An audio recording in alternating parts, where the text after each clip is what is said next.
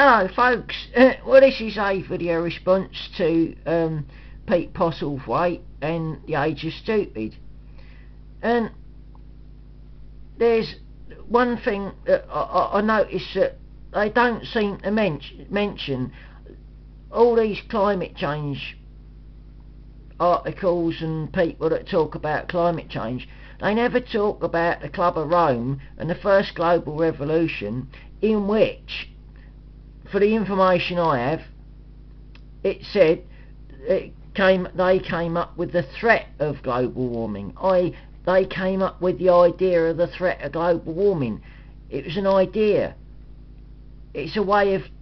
if you want global government, and bearing in mind this is a top think tank of some real elite people, if you look at the list of the people that are on the Club of Rome, you'll see that it isn't your poor people. Okay? And we know that there are a lot of people in the elite circles banging on about a new world order and the need for a global government or new global world order. And how do you fund that? With a carbon tax. And when anybody says, well, excuse me, but it's getting colder again, and excuse me, what about the fact that when it was getting hotter, the ice caps on Mars was also melting? They don't mention that, do they? That's a bit of an inconvenient truth, isn't it, that one? Should the Martians have put wind turbines up, should they?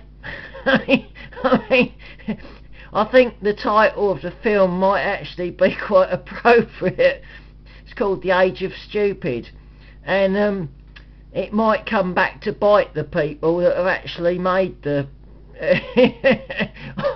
I'm being a bit satirical there, just in case anybody get upset about that. I hope they take that in a good humour, what it was meant. But you know, where they sort of link anyone that denies climate change, talking about the weather, great British pastime, and they seem to link it with people that deny the Holocaust. And you notice they never talk about climate change and link it to anything. It's linking something that's really, really negative, that if you denied the Holocaust you must be a bad person, you must be a bit, you know, So it's linking the two. So I don't want to be lumped in with them people what denies the Holocaust, because we all know that was true. I mean, we do, because there was all the concentration camps. I mean, you know, we know that. It's not okay, that's history. And so well, I can't deny this either. And so you notice that like a load of sheep, they literally are like a load of sheep. They don't question it. They don't look at the fact that other things are happening in the solar system. They don't look at where the a lot of the weather stations, these little ground-based weather stations, were put outside of heat sources. There's a picture of one of the ones that was used, which had a output from an air conditioning unit next to it, and another one which wasn't set at the right height. And again, with the sea level stuff, some information that I've seen has said, well, one of the places where they chose to take the readings from is actually on land which is subsiding. Well, that'll give you a rise in sea level, won't it? Hey? And then obviously this sea level expert, who's one of the most preeminent on the entire planet, I mean, he's been round to little places and checked them out, these islands in what you think are liable to going under, and the conclusion is there ain't any sea level rising, or if it is, it's marginal. It's tiny amount. And the real things that they should be talking about, like Codex Alimentarius. Now, if we're going to go back to the Holocaust, let's have a real environmental issue linked to something that came from the Holocaust, alright? if we're going to start talking about that, if we're going to bring that into the equation, IG Auchwictz, right, which was owned by IG Farben, had a manager called Fritz Termeer, and he was on the original start in 1962 of the Codex Alimentarius Commission, which is now under the United Nations. So from Nazi beginnings, thank you very much, the Codex Alimentarius, from the information I have, might be wrong, perhaps the Guardian who put the video up can concur with this, that there's some banned agrochemicals that they want to bring back. There was one, I think it was the Chinese that were trying to get to the latest Codex whatever, but they were denied visas into the country wherever it was. There's all sorts of shenanigans goes on, and so that's what I've heard anyway. I might be wrong. I haven't got lots of money to go around researching all this and checking it out first hand. Maybe a big newspaper like the Guardian could perhaps have a look at that. Maybe a big newspaper like the Guardian could look into the fact that the members who were on the Club of Rome,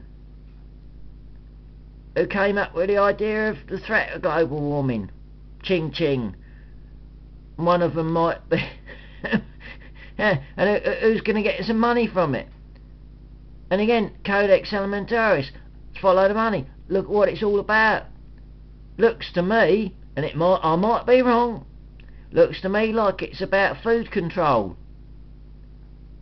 And remember, as far as the information I have, again, I might be wrong, but BASF, which was one of the three owners of IG Auchwictz, where they experimented on people, thank you very much, not very nice, thank you.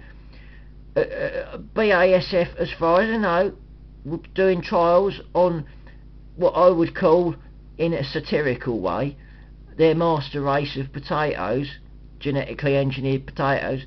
Well, excuse me, it seems that we've got a lot of people not actually, they mention the Holocaust, but they won't mention all the stuff that's come from the Holocaust. They won't focus on that, they'll focus on something different.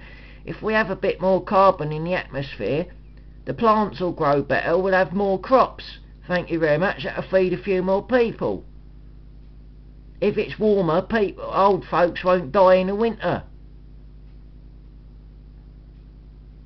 But if it's colder, a load of old folks will peg it, thank you very much, that's not very nice, is it? And if they mess about with the food and do genetically modified food, and they bring back toxic chemicals into agro business what has been banned, that's not going to help people, is it? And if they start irradiating food, which kills the food and modifies it, that could have some effects. So let's focus on something that actually matters. That, as I say, if we're going to bring up the Holocaust, let's look at what's come from the Holocaust. Let's follow those little tentacles and see where it's going. But oh no, we won't look at that. Oh, let's save the planet by putting up a wind turbine. Now, and you might criticise me, you might say, oh, well, you're not very green, are you? My electricity per quarter, and I've got the bills to prove it, is around 23 quid a quarter. And I haven't got wind turbines or solar panels. I've got a solar water heating system. Okay, so you see where I'm coming from. I live in an ordinary house. Okay, but let's focus on something that matters. But these journalists, some of them are good, but I'm sure a lot of, I don't know are the newspapers bought and paid for by some people with the, I don't know. I'd like a response to this from the Guardian or somebody at the Guardian. Thank you very much.